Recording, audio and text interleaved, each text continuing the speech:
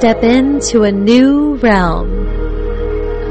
Welcome to Realms of Healing with your host, Akashic Intuitive, Gabriel Llewellyn-Ari.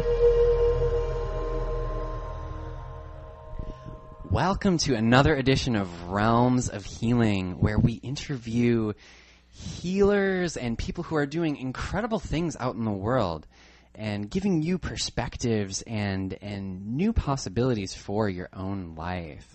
My name is Gabriel Llewellyn-Ari, and I have the utter privilege of being your host for the next glorious hour. Also co-hosting with me here today is Padma Maxwell. She actually is the founder of getyourthriveon.com. And she works with healers, artists, coaches, and creatives to increase their revenue while making a bigger difference out in the world. Padma actually had a full-time healing practice for over a decade before dedicating her work to helping other people on a powerful mission to be successful online. She coaches her clients on sales, conversations, online marketing, social media, and branding. And you can get more of that over on getyourthriveon.com. And I also highly recommend that you stay tuned to the end of our show, because Padma is going to be announcing an incredible giveaway specifically for all you Realms Radio listeners. And she's also going to give us 5 vital tips on living your purpose and getting paid for it. Welcome, Padma. Wow. Well, I am so excited to be here. And can I just say that is quite an introduction. I love that. Gabe, I'm just so excited to be here with you today. Wonderful. You're so welcome. Glad to have you here. So, Padma, you had a healing practice doing body work, hypnotherapy, life coaching, and lots of different energetic modalities. How did you transition into being a business coach? Well, that's a great question, because first thing is that nothing stays the same. So even if you're doing a certain modality now, you're most likely going to learn something new and build upon it, and everything changes. But most importantly for me is that I was watching not only myself, but other healers and practitioners that I was working with, where they were doing well, they weren't thriving. This means if they were doing body work or some type of energy work, psychic work, they were just paying their bills, if even that. And I think that this is actually an epidemic for people who are artists and creatives and healers, because we have this belief that if we are just good at what we do, or if we just do what we love, then we'll be successful. And that is a way of thinking that unfortunately won't help you be as successful as you want. Because you can do what you love, you can have passion for it. I think everyone, who's listening, who is an artist or a creative or a healer, knows that they're probably really good at what they do and they love doing it, but they're probably doing it part-time. Or if they're doing it full-time, they work really hard just to make enough. Not to necessarily thrive, but just to make enough. So basically, after having my own practice for about 11 years, I started to just realize that I needed to learn how to be successful in the business world. And I'd like to say that it is intuitive, but it is also formulaic. And once you learn the formula, then you know how to actually be successful in advertising and marketing and networking. And so my passion has now been to help teach the marketing, the branding, the social media to healers who are ready to really take their art to the next level and be successful financially, as I believe it's our birthright. I think so too. And I would say that our world energetically right now, I would say people are starting to realize that, not just for themselves, but that everyone can really be abundant. It's not just this egoic mindset of I've got to step on someone else's shoulders in order to get ahead. It's I can get ahead and thrive and be successful, be myself, and get paid for it. And that's one of the things that I was so inspired meeting you is because you've lived that. You have been in the place where so many of us currently are, where we have dreams, or we have things that we want to do in the world, and we don't really know how to do it, and we're feeling lost, and we're feeling stuck, and we're feeling like the universe isn't on our side, even though we know that's not true. What I love about your work is it's very practical. It's like, hey, these are some steps that you got to do. Just like you said in the beginning, before we were talking here on the show, we were talking about debunking the myth that you have to love what you do in order to be successful. That you just have to love what you do in order to be successful. It's like there's so much more that is involved in that. I've heard you say before that if the world doesn't know about you, how can...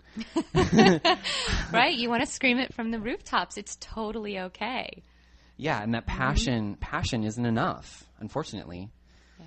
It's not, and you know, we see people that get on American Idol and they seem to just have all this success because they're talented, and so at least that's where I have looked in the entertainment world. There's, gosh, how many musicians and how many other people really that are talented and great at what they do, they just don't really know how to get out there. And what I love about you is you basically say that you have to know marketing. You have to know the business machine to some degree in order to be successful. Yeah, you do. So, you know, that mindset that if I just love what I'm doing, then the universe will supply. That will get you so far. It really will. And I think that is generally a great mindset to have. But it goes beyond that, which is just understanding the how. I wouldn't advise people to get stuck on the how, because the truth is you do need to take some leaps of faith. You do need to let yourself just take that jump, which sometimes you don't know if there's a net underneath you. So I am a fan of taking leaps. At the same time, understanding the how, understanding the business machine.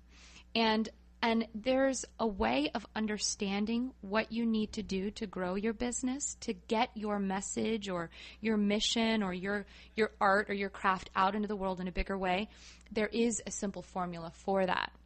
And a lot of times it's just understanding, you know, what does it mean to be engaged in social media, which I see many times over, even within myself, but my healing community where they're kind of anti-social media.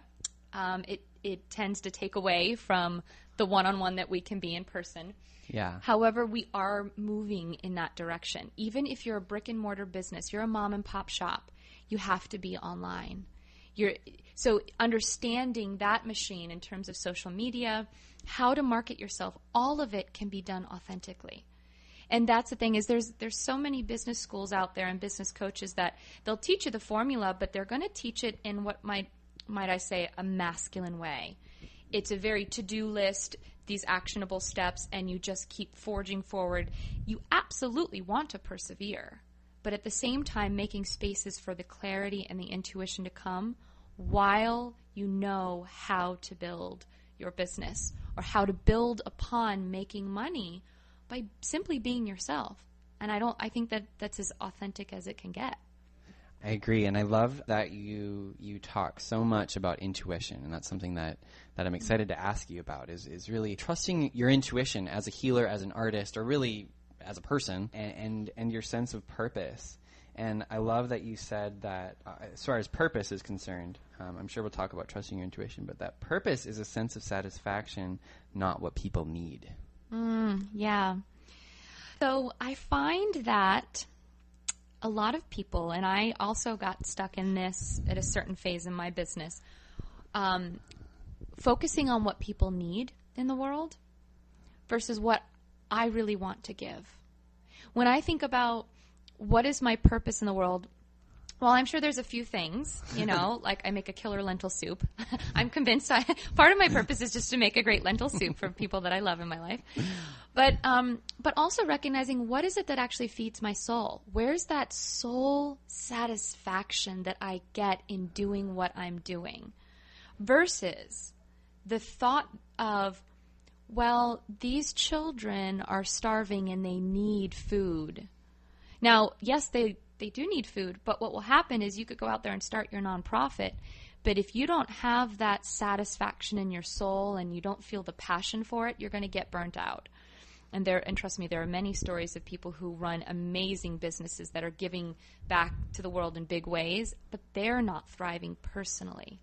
whether it be their marriage or their family or their spending habits, they're not actually allowing themselves to thrive. So rather than specifically focusing on what your clients or what your customers need, it's actually focusing on what do you love to give. And even if you can't see that it's a lucrative thing yet, it will be. Oh, I love that. I love that it will be. It will be something lucrative. Mm-hmm, absolutely. There's a phrase I use with my clients, which is called "smurf it up." There's a guy named Gary Vaynerchuk, and I apologize I can't spell his name for you.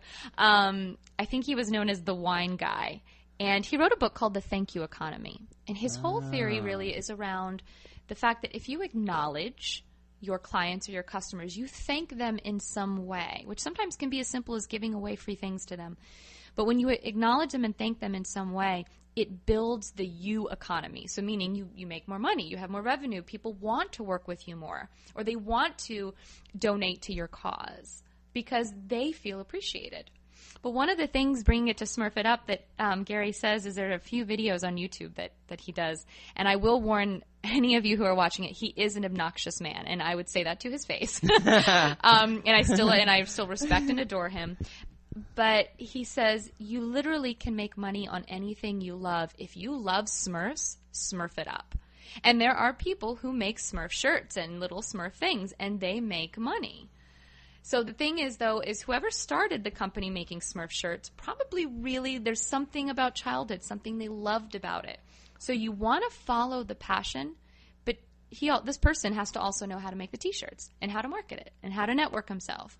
So saying it's understanding the whole business machine because you're following what you love because it feels like your purpose.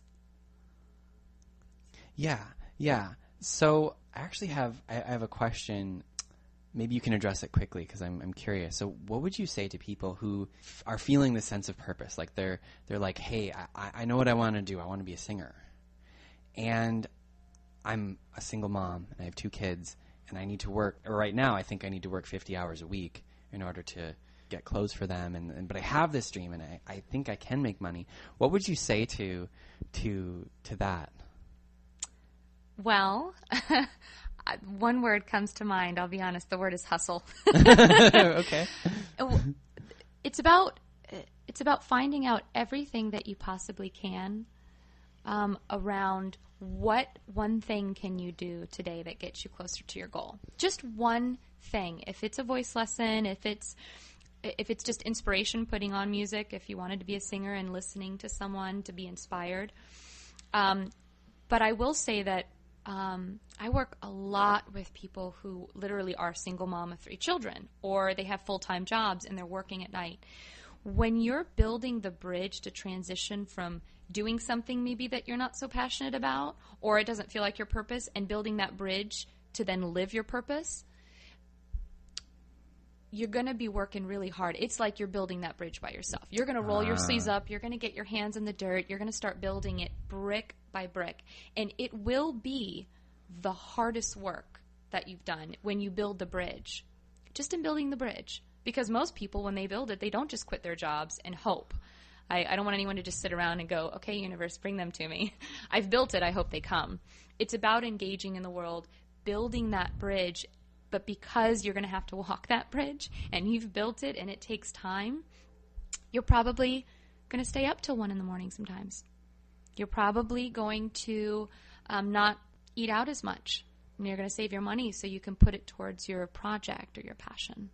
I love that. I love one of, I guess you could say my favorite quotes, because most people who listen to me on Realms Radio know that I love Madonna, and I won't go into that. But a quote that she said, like when someone asked her, like, what's your secret to success? She basically says, I love what I do, I work really hard, and I pray. And I was like, wow, yeah, that's really good.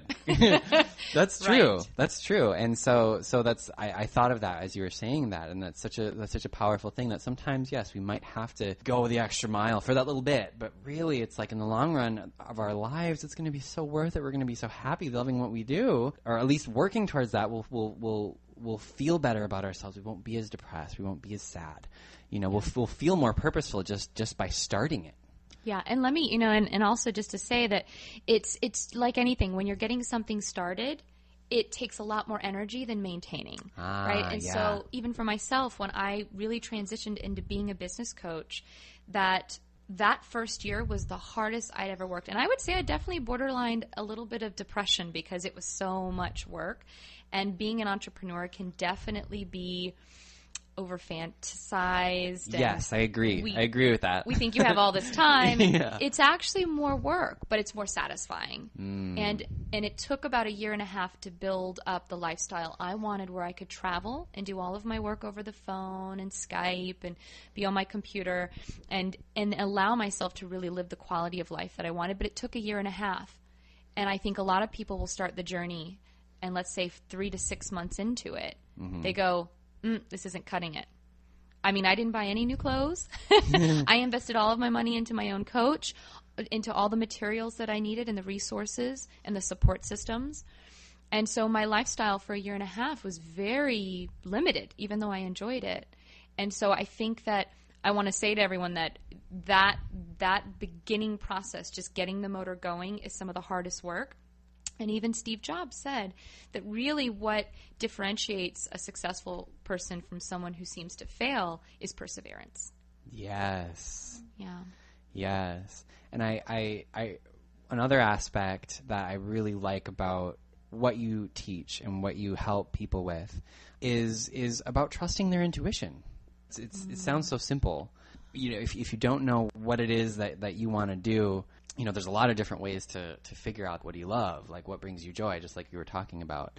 Is there something that you'd like to say about trusting intuition and that before we move on to the next topic? Yeah, it's interesting. I hope this answers the question, because I'll tell you what I just heard. The story of Carl Jung, where there's a young student who comes to him consistently. I think he's like a teenager. He comes to see Carl every single week, and he tells him these really intense dreams that he's having. And after something around 10 visits, this kid says, "Ha, see, Carl, I got you. I made up all of those dreams. I didn't even have a single one about them. So how you don't really know me, because I've made up all of these stories and lied to you." And Carl says, "Yes, but why did you make up those stories?" Right? Even though you made them up, you had to choose them. Why did you choose them? So I would say that this makes me think of intuition, because the thing is that you can have a prompting, just a sense. It's almost like, I don't know why I'm thinking about doing this thing, or I don't know why I'm drawn to it. But there's that question of, but why that thing? Why that thing for you? And just ask yourself why. And it may not, the thing is, it may not be passion. Because you may not know enough about it to know if you're really passionate about it. But you're meant to go in that direction. For example, when I was just wanting to recreate more fun in my life, I decided, well, maybe I could make chocolate, which is really because I wanted to be Juliette Binoche in chocolat. I wanted high-waisted skirts and heels. And so, so I was like, well, I have to try it. So I did like a weekend-long chocolate making class and went, well, that was nice. But that's not going to be a path I'm going to follow. But it was trusting that intuition. I needed to try it and taste these different things. So trusting your intuition can even go to the extent of like business partnerships, that maybe you can sense it might not be a good thing, but it's such a great idea. But if your intuition says no, don't do it, listen to that. Your intuition could be, well, I really want to do this thing. I just don't know how it's going to make money. You just start moving in that direction. Yeah, I'm thinking of Doreen Virtue, who most of us know, especially on Realms Radio and people listening. She one day got guidance to make a deck of cards. The universe was like, make a deck of cards, and they're not tarot cards. They have these specific meanings on them. And she herself felt like Hay House, her publishing company, like, they're not going to do this. Like, this is pretty cool. Like, I like this idea. But she also intuitively felt, I think this would really help people, and I don't know how it's going to happen. And so she followed through, and now it's like, we think of oracle cards, and they're so normal now. That was downloaded into her. Like, that wasn't ever here before her, or at least in that form, in that format. And so, yeah, I would agree with you that intuition, oftentimes it doesn't make sense. It gives us the step in front of us to do. It's like, a car with headlights in the dark. You don't know every single turn you need to make to get from LA to New York. If you did, you couldn't remember. But you know where to turn, what's right in front of you. You know that, I need to turn here. I need to go straight. You need to do what's right in front of you. That's how I like to think of intuition. It's like, okay, for some reason, the universe, life, something wants me to do this thing that I can't see the ending now, but it's going somewhere. It's going somewhere. Yeah, exactly. The thing with intuition is, honestly, I believe that there's a deeper level of intuition which takes you right into instinct. And the thing that really, I think the thing that really differentiates it is that intuition is like a prompting. So you have an idea, you have a feeling, you have a vision, and it's up to you whether or not you move in that direction. The instinct is there's that moment when the idea comes, it's like a knowing. There's probably a 3-second window there that it's such a clear download. It's an instinct, the same way a child would know, I'm going for the breast for food. Right? So there's an instinctual nature that happens there that it makes so much sense. And then after about those 3 seconds, then you have what I call the claws of the ego come in, where the mind says, no, that's crazy. No, you don't know enough about that to do that. Oh, no, you don't have the money for that. You don't have the time. You don't have the resources. And so then that moment of instinct, it turns into intuition, and then it just turns into doubt and fear. So following your intuition is well, I would say the most important thing is you have that prompting. You might even have that knowing. And as you take a step forward, does it light your fire? Does it light your fire? And if it lights your fire, that's the direction you want to go in. But if there's something that you feel is intuitively pulling you, but for some reason it doesn't feel alive, that's not your intuition. That's your rational mind telling you should do this because this seems profitable or safe. So letting yourself move in the direction of what lights my fire. Literally, when I wake up in the morning, what am I thinking about? Or what do I want to be thinking about?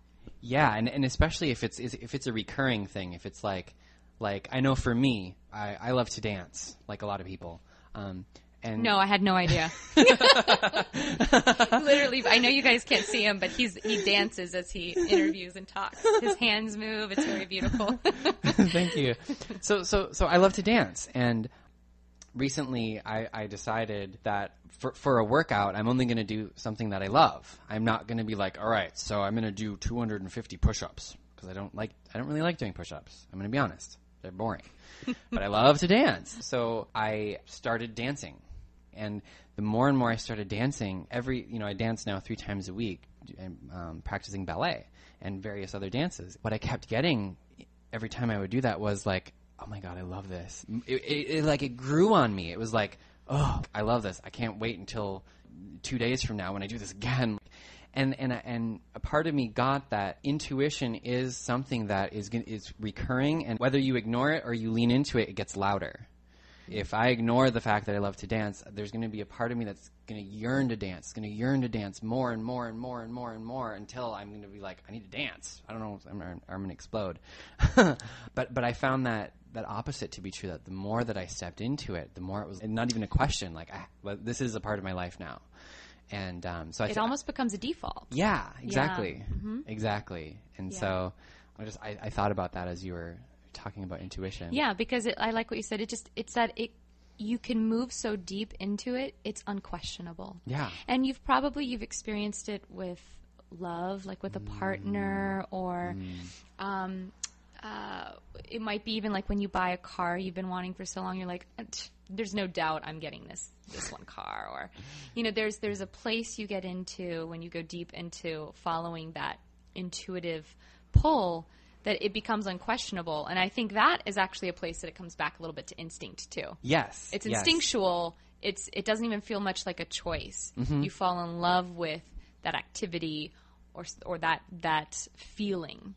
I gotta say, I love that you relate intuition to instinct. I've never heard that before, but it makes so much sense. It's almost like, of course. Like, well, it's almost like I see instinct as really the full opening and the place where we're downloading what it is that we're being guided to do. And I feel like the intuition is actually a place where there is a little space for question. There's space for the ego to tell you that it's not stable, it's not safe, feeding on all of the places of insecurities that we have as humans. And so I just kind of consider that instinctual place the initial onset of an idea, of a creation. And then, as you said, that unquestionable space, when you get back into that place, then it becomes more instinctual again. But that intuition is actually a place where you're working your hardest to move into it and follow that path, because there is a space for question. There is a space for the mind, because the mind is just as important. Yes, I agree. Mm-hmm. I agree. So, okay, let's say that now I guess I'll play the role of the public. So now I know what my purpose is. I'm trusting my intuition. I'm like, okay, it's unquestionable. I need to dance, or whatever it is. It's unquestionable.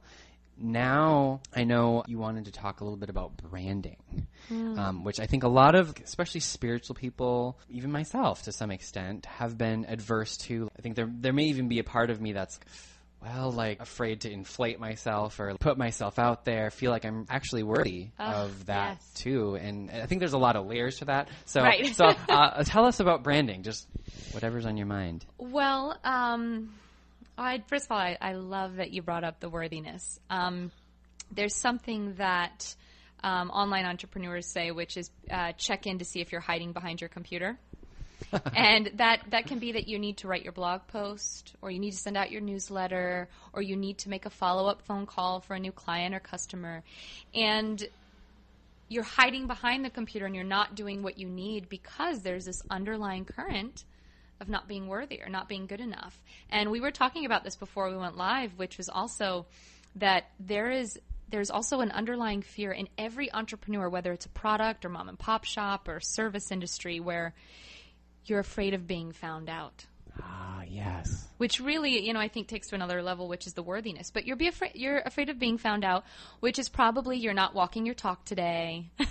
Like you've ever experienced this if you're someone who actually does do let's say body work or hands-on work, and you're used to seeing your clients face to face, and you went out and you had a few too many drinks, or you had too much wine or something, and the next day you're not feeling so good and you want to go to the store and just get some pizza.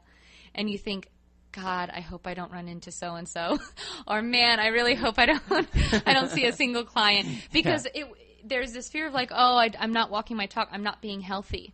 Like a lot of health coaches. I work with a lot of people who came out of the Integrative Institute of Nutrition in New York. Love that place. And there's always this underlying fear of, I don't want my clients to see me eating this piece of baked ziti or something, when really I'm telling them to eat salads. So there is that fear, and so that will actually taint how we brand ourselves. Yeah, that's a really good point.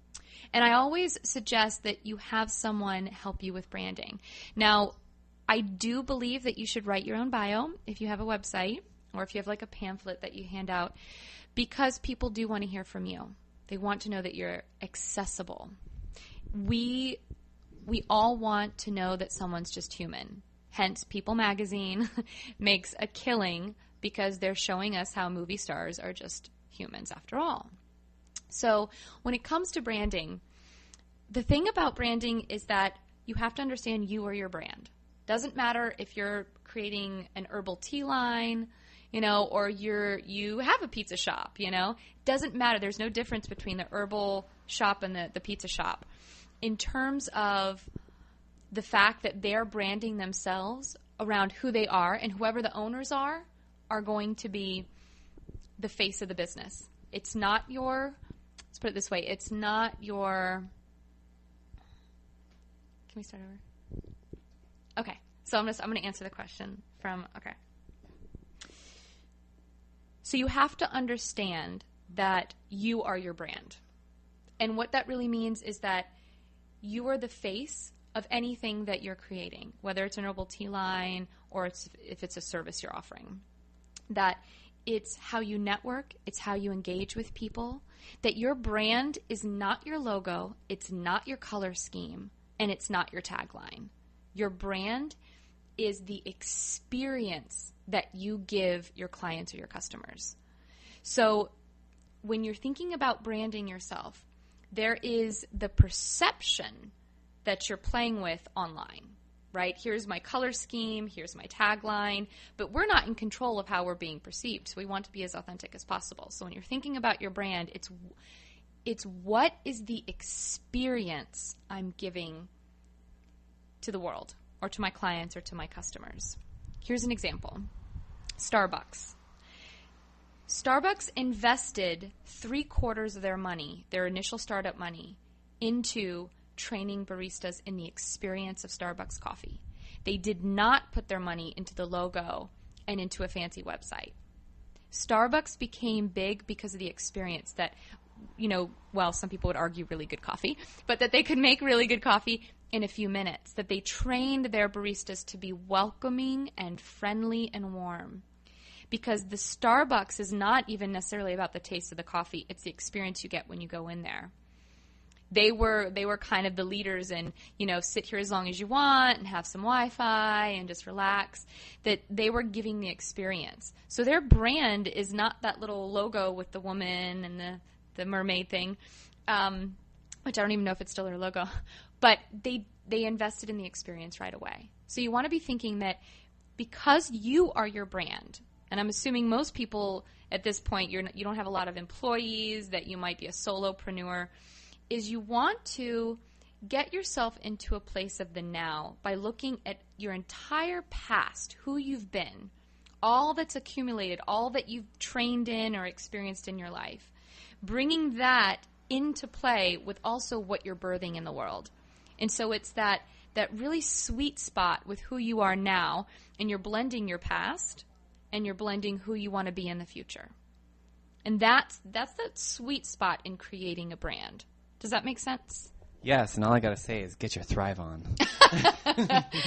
I know. Well, I know that there was a lot of information because the two things I wanted to really hone in on is that just understanding, one, your brand is not your logo and your color scheme and your tagline, and it's not your elevator pitch. It's the experience you're giving to people. That is, I don't consider myself an expert in branding and marketing, but I certainly have people working with me at Realms Radio who run that. And they're great, and I love them, and they're awesome. However, I have never looked at it through that lens, the experience. Or even like me as a musician or a dancer or whatever it is. What experience do I want to leave people with? And that's such a powerful thing. It makes so much sense when I really think about it. How do I want people to feel? Yes, well said. It's how do you want people to feel? Now, and I want to say, you do want to put a lot of energy into your logo, your tagline, your online presence, your business cards. At the same time, you've probably experienced other people who have something that looks shiny on the outside, but the experience is so bad you wouldn't go there, whether it be like a restaurant or service.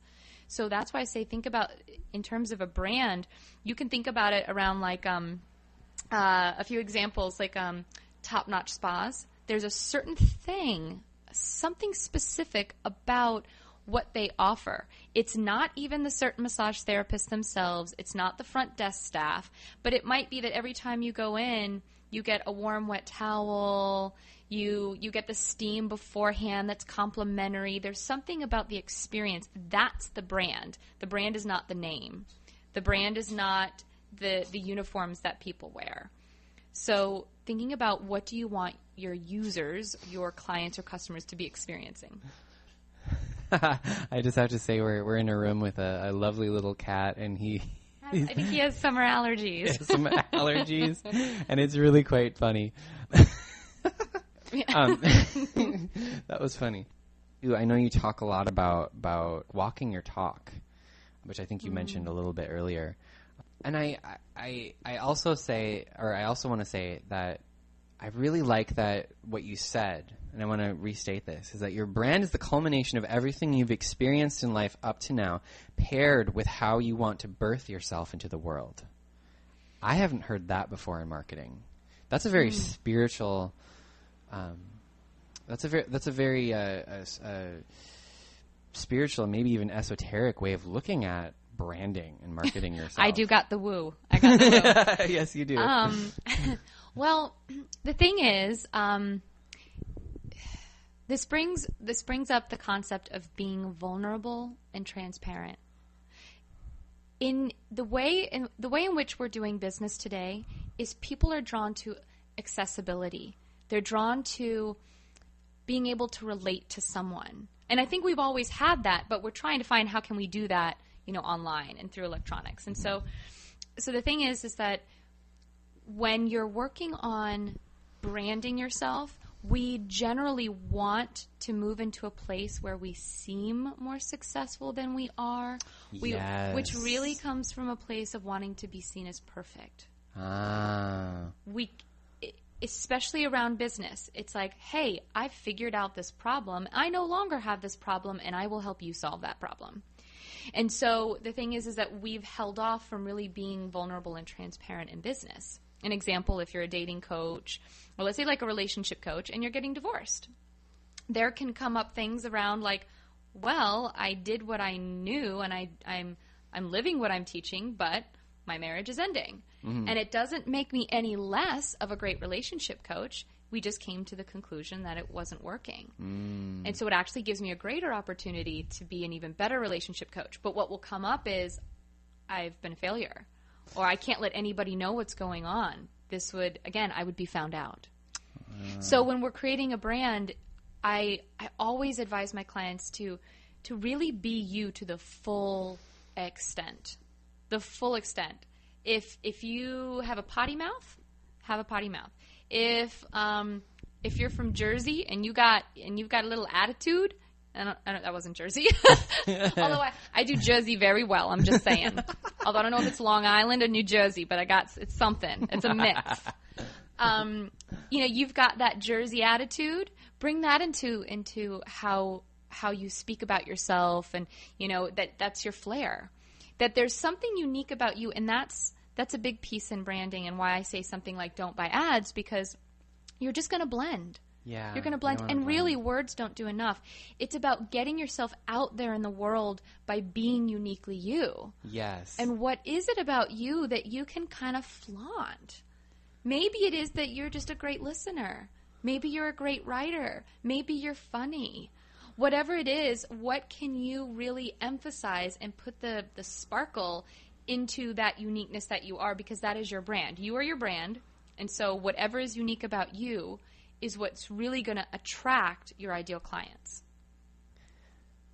Oh, wow. All right. Processing all that. There's a really great example of someone that anyone can check out on YouTube. Her name is Lindsay Sterling. I don't know if you've heard of her, Padma. A lot of people haven't, but she calls herself the hip-hop violinist. She's a young gal, maybe like 22, really cute as a button. She plays the violin. She's trained 18 years, extremely well. And while she's playing the violin, she dances. First of all, it's amazing. But secondly, how does she do that with it under her chin? That's incredible. I have no idea. And she does it live. She's on America's Got Talent. You can look her up on YouTube. And another thing that I love about her, which she says when you watch her videos, because she has high production music videos with millions and millions of views, is this girl is so happy. Like, she is just living her bliss. She's like dancing around, playing the violin, which other people may judge, but she is just in love with her life. She dresses how she wants to dress, wearing mismatched socks, but everyone loves her. Everyone loves her because she's authentically herself. And I realized that as you were talking about branding, I was like, wow, Lindsay Sterling she's no wonder she has 14 million views on YouTube, for one video. Like she brands herself well because she's herself. Yes, it is really odd to see a dancing violinist wearing mismatched socks and crazy hair, but or even someone like Lady Gaga is just she's branded herself to be herself, and that's really strange. Right. Well, that's a really great point, because the thing is that again, it comes down to doing where there's passion, doing what you love versus what people need. So don't brand yourself around what you think seems professional. Yes. Or what you think would be easily accepted. But rather you're branding yourself around really what you love giving in the way that you love giving it. And, you know, like doing hip-hop violin, it is unique. Although I will say this, you don't want to struggle to find your uniqueness. Yes, I agree. Sometimes it's just, well, I'm just going to be me. And you may not recognize the qualities of your own uniqueness. Yes. I would agree with that. I would agree. I think a lot of people, especially in the entertainment industry, kind of like push an image or an idea of who they are when that's really not really what their brand is, so to speak, in this context. Like it's really not them. And I think intuitively we can kind of feel that, and we're like, well, I kind of like them, but they don't kind of feel phony a little bit, and like. Yeah, you know what? I would, on top of that, say it's not about creating your brand.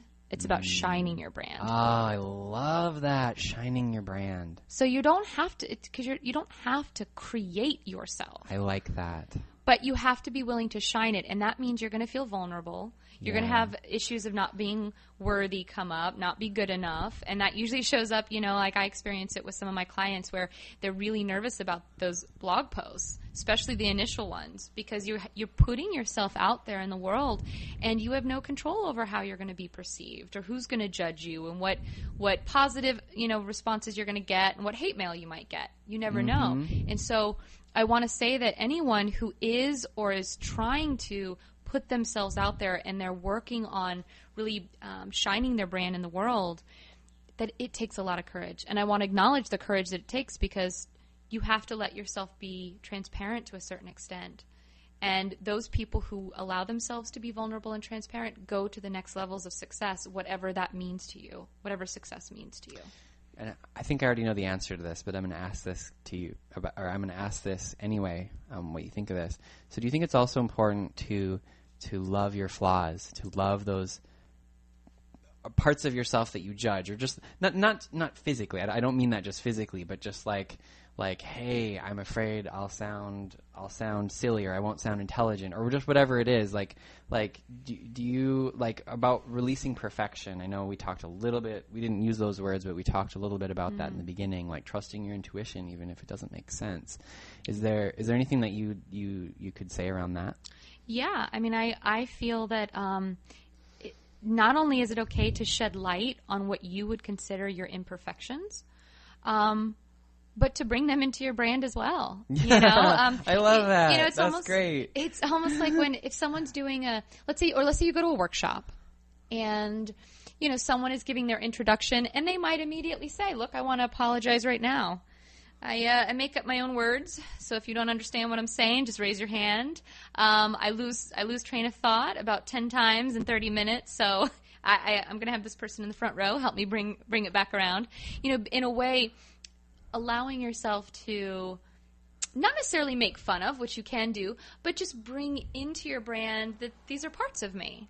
Yeah. These are my imperfections, and you know, just making sure that it doesn't go into that fine line of not showing up professionally. But, you know, I'm just really bad at email and I didn't get back to you for a month. You know, that's different. Not using it as an excuse, but really using it as a platform to be like, hey, you know, I do forget my words. So would you mind, like, oh, cool. And then they see you as a human being, like, wow, if I was doing that, I probably would have that same thing going on. Or they can, it makes, just like you were saying earlier, it makes you more relatable to some extent too. Because you're not shunning the shadow. You're being like, this is me. I'm not perfect. Yeah. By the way, did you know relatable isn't a word? I'm pretty sure it's not, although I've been looking at words lately. So really? I honestly think relatable is not a word. Well, listeners. But I make go look it up. But that's really, you know, the thing is, that's something I do. Whenever I do a workshop or whatnot, I will say I make up words. Now, when I write, I get away with it because the spell check. Right. But I will make up my own words that I think should have been. And so I will just kind of play on that, and I think it's part of my brand. It's that, you know, Padma just likes to make up her own words, and you probably understand what she's saying. And, you know, sometimes I'll pinpoint, oh, isn't that a good word? Wasn't that a good one? You know, I recently created, like, pen palship. You do that. And so I have noticed that. That's true. So, but I pull that into my brand in a way that allows other people just subconsciously to feel better about their imperfections. Love that. Yeah. So to answer your question, yes, I do believe that it's good to love those parts of you that feel imperfect because they are perfect being imperfect. Oh, aho, amen, ashe. So now I wanna get into our marketing tips. Ooh, which our listeners, thank you so much for being patient and of course learning right along with us. But I'm really excited to hear about your 5 marketing tips for any kind of business, whether it's a brick and mortar, if it's a service business, if you're selling products, it's for any kind of business. Mm-hmm. And the first one that you talk about is asking. So what does that mean, asking? I know. It's like the step number 1 in law of attraction. So the thing is you literally want to be asking yourself, how are you asking for work, for money? The question is, do people know you're for hire? So if you have a website already, in your navigation menu, does it say hire me, work with me, coaching? Is it as easy and clear as possible for people to work for you? If you're selling something online, it should literally buy now. So there are different ways that you can be asking for money. Even if you're doing your cocktail line, which is just another fancy way of saying elevator pitch. If you're doing like your cocktail line, you're out at like a networking thing or meeting people and, what do you do? What do you do? When you give your pitch for what you do, is it obvious that you're for hire? Or do you sound like you're so busy and overwhelmed that you want to sound successful, that you might make it sound like you've got a full practice and then you got to wake up tomorrow and you have 5 clients? Well, that doesn't say, hey, I'm for hire. Yeah. So it can be through verbal interactions with people. Are you letting them know you're for hire? Without, by the way, saying you can hire me, but in a politically correct way of just making it sound like you're excited about your work. And that's all you really need is to be, I'm excited about my work. I'm excited to tell you. It can be online. Your navigation menu. Are you letting people know this is how you can work with me? And, I'm actually a fan of even putting prices online. Some people aren't. It depends on, what you're selling and what the service is or the product. But making it as easy as possible for people to work with you. Are you asking? If you're a coach, are you getting people on the phone and telling them about the work that you do and giving them a takeaway and saying, by the way, this is how much it is to work with me. Would you like to work with me? Believe it or not, I would say that most people are not asking. They're just simply not asking, but they don't know how they can ask and, ways in which they're not asking yet.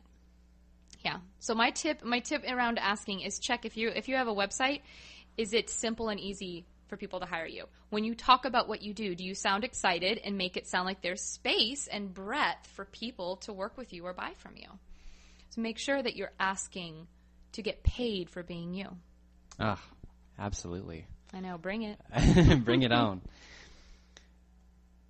So now moving on to our next tip. Oh, God, I love this one. Why don't you introduce it? Okay, what's our next tip? Well, this one's really big in the work that I do with my clients, which is that it's about the results, not the how. Now, this is specific to your marketing tactic as well as when you talk about your work. So the thing is, it's all about the value that you're going to give to someone. What will they experience by working with you? What are the results? If you write down a list of 10 results or benefits that people get by working with you, it will help you to talk about what you do. People do not care how you do what you do. You care about how you do what you do, but they don't. And here, let me give you an example. The first 5 years that I was doing craniosacral therapy, I was very passionate about it. And when someone said, what do you do? I'd say, I do craniosacral therapy. And they go, huh? And I go, it's really great. I work with the structural system, and I'm working specifically with the sacrum and the cranium, but I'm working a lot with the fluids as well, and this really can help the muscles. But basically, you lay on my table and da-da-da-da-da. So I could go on about basically how I do my sessions. And the bottom line is that people are not truly interested in how you do what you do. They will be when they get the result. then they'll go, how in the world do you do what you do? How many people go to a healer, let's say like a Chinese acupuncturist or something, and they'll be like, I don't know what the heck they do. I don't know where they put the needles or what's happening. It just works. And that's the thing. When you talk about your business or your service, when you put your copy on the web page about what you do, it should all be geared towards results. Just all about what they're going to experience. So meaning, are you healing the pain in their muscles? Are you going to help them feel better about their relationships? Are you going to help them communicate better? Are they going to lose weight? What is it that the result is in working with you? And that's what you want to focus on when you talk about what you do and when you write about what you do. Yeah. That's great. Mm-hmm. That's so great. And it's so simple.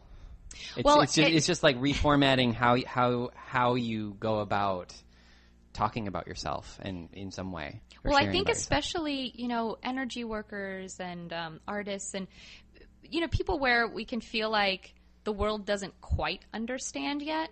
We're so excited to help them understand that we get trapped in the how, and you lose them. You lose them.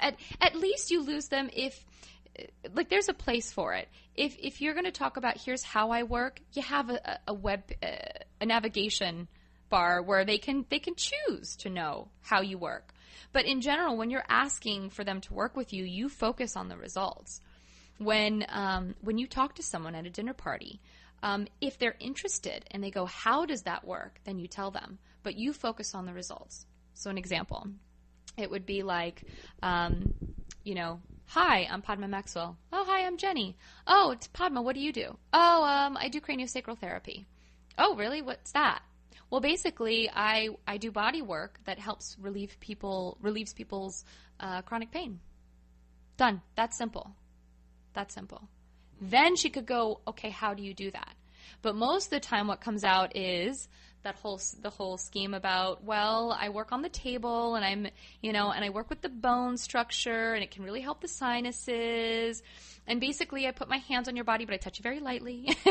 and they're already thinking like, I think I'm going to go and grab some snacks. Okay, nice to meet you. Right. Like I might have lost some listeners already. But so just focusing on results. And I promise you, talking about the results will get you more business naturally. People are coming with a problem, and how can you help them? Love it. So now we're going to talk about one of the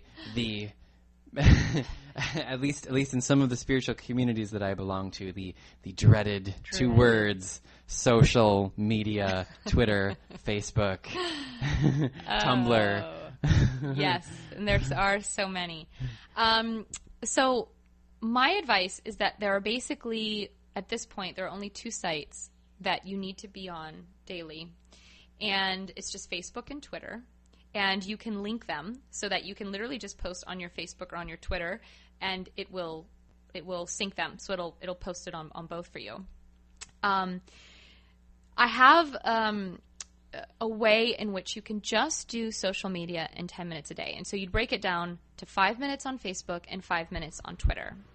Now, here's the thing.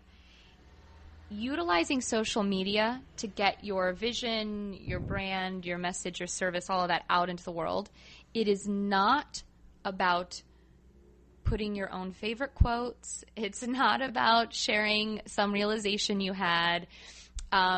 Even the specials that you're running, if you're trying to give 15% off for anyone who books in the next 2 days, yes, you do that. However, the key to utilizing social media is engaging other people. People who are on Twitter, for example, who have a lot of followers, it's because they engage with other people. They follow them. They make comments on quotes that they say or realizations they had. So basically, to utilize social media so it doesn't drive you crazy is you get onto your Facebook account and you just set a timer. Literally, set your iPhone to 5 minutes or something, and you go to the home page where everyone has posted whatever they put up for the day, and you just scroll down and you make a few comments. You engage with them. Oh, your baby looks so cute. She's growing so quickly. Oh, that looks awesome. Is that New Zealand? You let yourself engage for about 5 minutes. Then you go over to Twitter and you could do the same thing. You engage, you retweet, you make a comment to someone, you start those relationships because they become strategic partnerships later. You want to do a special, or you want to, be hosted on a radio show. You make a comment, you make that relationship. So you would then do that for 5 minutes on Twitter. So in 10 minutes, you can utilize social media to benefit you in a way that helps people know about you without constantly saying, hey, this is the work I do. Hey, this is the work I do. Hey, this is the work I do. Hey, by the way, there's this really great Carl Jung quote. You still post the specials. You still post what you want to put out on social media, but that could be throughout the day, or that could be done in the morning. But the 10 minutes are specifically about engaging with people. I have never heard that before. That's really great. Well, the thing with social media is that most people don't like it also because it does just feel so vulnerable, right? Mm-hmm. It's like, I don't want to put myself out there in the world. But if you have a business or a service you really want it to take off, then you have to be out there in the world in that way. And it's not about just sharing yourself. It's about engaging and creating relationships. But you can do it 10 minutes. Set a timer, I promise. 5 minutes Facebook, 5 minutes Twitter, and you can get up and not be on it the rest of the day if you don't want to. So it's really just about you being a human, like going on there and being like, wow, your kitty is really cute. I'm actually going to type it instead of just think it. I'm going to say, wow, your kitty is really cute. I like that. That's actually a scary thought right there. I can type it. I don't even have to. Rather than just thinking it's going to get typed, we'll probably have something that goes from the brain down to the computers at some point. Telekeyboards. Yeah. Telekinetic keyboards or telepathic keyboards. Yeah. Well, that's the thing. In being an entrepreneur, you can't be afraid of being out and being seen. Yeah. That's really something to say. If you do have this overlying fear of like being seen and being heard, it might be very difficult in this new world mm-hmm. to be an entrepreneur and be successful, or to feel mm-hmm. successful and to make money. It's just that's the way it is right now, right? I would say that it's becoming harder to be seen.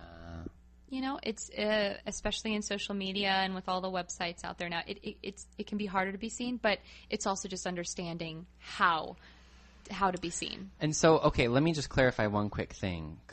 So do you mean by going on our Facebook and Twitter and just commenting about things like we don't say like we don't reference that we're a life coach unless it's really necessary or whatever it is that's coming up? Are you just talking about like going on to my Facebook friends and being like, oh, look, there's a friend that posted something. I'm going to...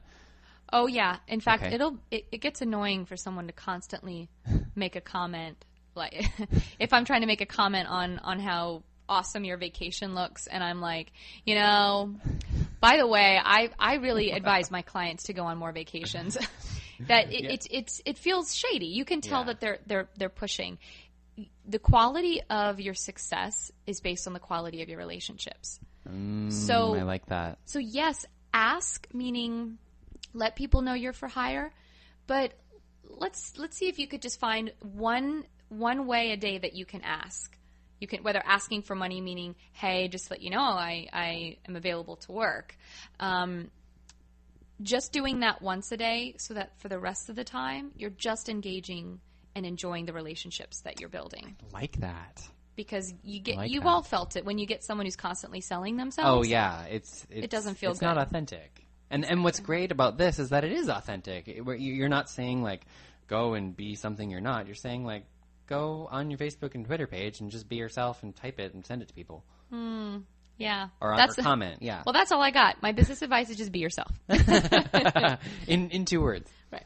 So now, moving on to networking, what would you, what? Okay, this will piggyback a little bit on the social media aspect, which is that when you're networking, go to networking events that are basically things you love to do. So for instance, there are tons of meetup groups and organizations where it's specifically for business networking. Yeah. Which is fine depending on what type of business you have. But most of the time you can walk into a networking event, and because because the foundation is that it's a networking event, you'll walk in and you'll have 10 business cards practically smacked to your forehead, everyone selling each other. And so you'll find that it is more beneficial for you to go to things you love to do and engage, just like with social media. So, for example, I get much more business when I go to a yoga class and I engage with the person sitting next to me. Just, what's your name? Do you live around here? My story, I always get to use that I travel, I'm new to town. Do they have any recommendations of restaurants and places? And then I'll instigate with them. So what do you do around here? And they'll tell me their work, and then they usually ask me about me. And that's when I would express, I help, coaches and creatives, be successful in business. And so she might be interested, or she might know someone who's interested. But I'm going to that yoga class because I want to go. And so anything, let's put it this way, networking is doing anything you're interested and excited to do while engaging with people around you. That's new way of networking. Yeah. That's great. That's networking. When you go into a situation where you're thinking, I'm going to get a new client, you're probably not going to get a new client. But if you go whitewater rafting, or you go hiking, or you go to a yoga class, or you go to a chocolate making class, whatever it is, engage with people around you, ask about them, sincerely ask about them, meaning you're actually interested, creating a new friendship or a new relationship. And from that, then you can sometimes get referrals, and you engage with them, and they're more likely to spread the word about what you do. Oh, this just makes so much sense. It's so simple. I also think most networking events are pretty boring. I thought that too. I went to like 2 or 3 in my life, and afterwards I was just like, why even bother? Well, and you know what, too? A lot of times the energy in a networking room is that nobody's listening, but everyone's talking. Right. Yeah, absolutely. And we're all human. We all have hearts, and we all want to connect. And so what a great way to really, to some extent, use marketing as an excuse to connect with other people. What a powerful thing that could actually be. It's like, hey, I'm going to do this for my business, but I also really genuinely do want to connect with people, and because I'm human and I want to, make that bridge. And so what if I could, get over my fear of connecting with people by telling myself, like, you know what, this is really what I want, and this is for my business too. Well, yeah, and that's what the authenticity is that you're interested in other people. You also love what you do, and you want to tell the world. Yeah. But you want to tell the world in a way that's engaging with someone, not just take the megaphone and scream it and hope someone hears it. Yeah. It's actually, I'm gonna create a circuit and a connection with someone and build that relationship. And as I build that relationship, I meet someone else new, and I build that relationship. And so you never know what you're going to get from that relationship. And not to get anything, which, I know it takes us into our next step too, but, not to necessarily get anything, but rather that you're interested in having solid relationships, having powerful and supportive business relationships. Yes. Yeah. Yes. And speaking of our next tip, I think, I don't like to pick favorites, but I think this one, when I heard it, I felt like my eyes closed and my heart just opened because it was so beautiful. So let's be honest, that's just because it came while meditating. It came through the silence. Yes. And this step is, it's not about getting, it's about giving. For marketing. Yeah. Marketing. It's not about getting, it's about giving. Yeah. So that is the mindset that you've got to get a new client I just believe that it can halt you in your steps every time. Go to a networking event. I just got to get one more client. You hold a special. I just got to get 3 more clients. Now, it's important to know what money you're pulling in, and it's important to know where you're going to attempt to grow your revenue. Yes. But if you get caught up in getting a new client, they will feel like they're being gotten, Yeah. right? Which means it's that feeling of trying to be sold. Yeah. Rather, focus on giving value. So you can either focus on getting clients, which I promise you doesn't work, and I did actually function that way for a long time, versus giving value. And that comes down to not being afraid to give your best stuff away. Literally. Now here's the thing too, because in the world of healing and wanting to really give to humanity, a lot of times we can give too much away for free, and that just really means that we're not valuing ourselves. Once you value yourself, you value your time, and you value your work, then it's easier for you to give away some of that value, because it validates, how good you are at what you do, how you can help someone, or how you can serve them is a better way to say that. In giving away some of your best stuff, whether it be your best writing or your best music, you give that away, you allow people to engage with you. So there's that concept of building up before a launch. So for instance, a movie. They're at this point, they will give you a year of building up and like thinking about the movie and getting excited, but it's almost like they're giving away almost the whole movie. You can almost see the beginning and what's going to happen at the end. I mean, it's, everything that's pretty much going to be happening in that movie, except for you're just going to go see the movie so you can fill in the gaps. So they're giving away as much as possible, and they build it up for a long period of time. So a lot of times, if you're thinking about raising your prices, you're like a massage therapist and you charge $70 an hour, but you're really excited and you want to charge $150. I promise you, it is much easier to just take the leap into $150 than try to slowly squeeze out $10 here and then slowly squeeze out another $15. You build it up because you start to give away something. So let's say an example here is if you're a massage therapist and you charge $70 an hour, what you would do is then you'd say, okay, well, I'm raising my rates to $150, and so what I'm going to do is all of my loyal clients that have been coming for a while, I'm going to give you for the next 2 months an extra 30 minutes free of charge. So they're going to pay you the 70, but instead of doing 60 minutes, you're going to do 90. So you're not discounting, you're not making any less per se, but you're giving something of value to them, giving them those extra 30 minutes so that when your rates completely change for every client, they feel that they have been thanked and appreciated and acknowledged. That's good. Yeah. So that it just brings back to the giving of value. What's the value that you're giving? And that also brings it back around to making a list of results. What will people experience by working with you? Even if the work that you do, everyone has an individual experience and you don't know what they're going to experience, the result still might be that they feel seen or heard, that they feel loved and they don't feel judged. There are results that you are aware of, that when people work with you or buy something from you, that it will give them. And that experience is the brand. Wow. Wow. Well, so we're almost to the end of our show here today, and in the beginning of the show, I'm so excited to be sharing with all of you listeners out here. Padma has such a great gift. Talk about giving. Such a wonderful gift for our Realms Radio listeners, and I would love it, Padma, if you could tell them what you're giving Yes. our listeners today. So basically, in the art of giving away value, and I believe in takeaways. I'm big on content, which you can tell because you and I have just been talking up a storm. Is that I want to give the first 5 people who email me, which lets me know that they're excited, they're ready, they're gung-ho.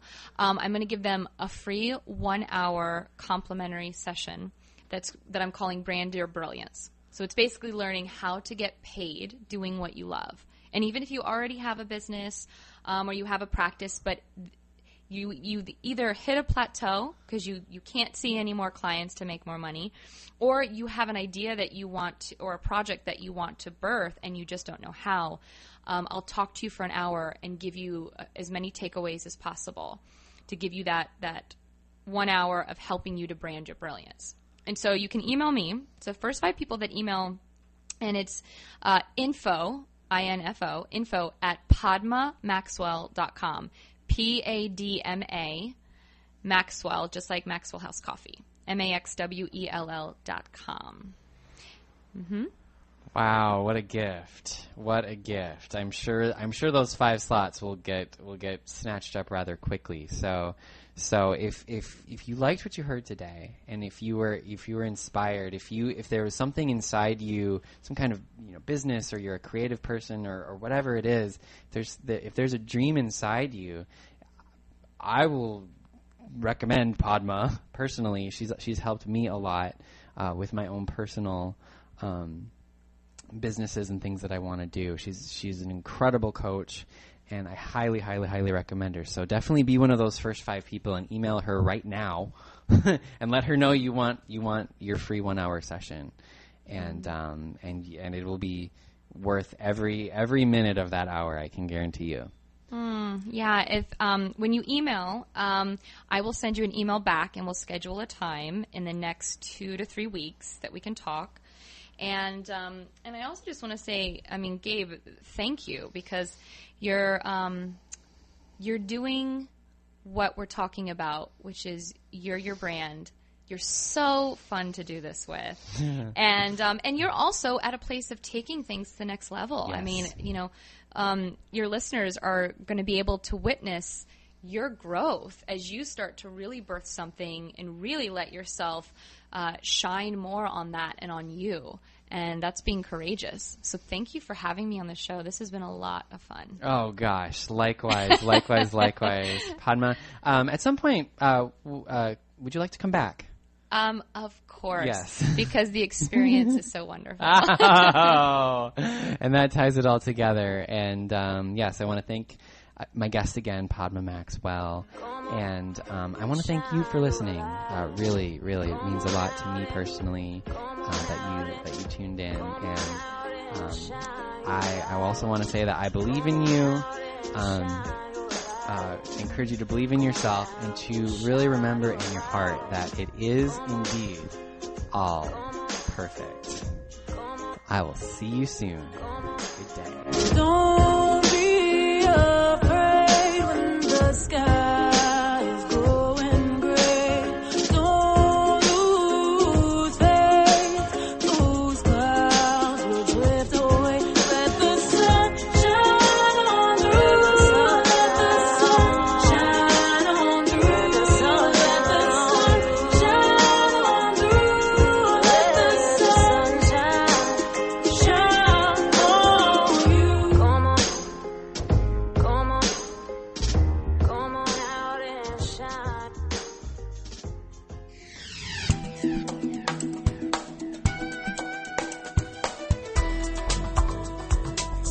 Realms Radio, where spirit rocks.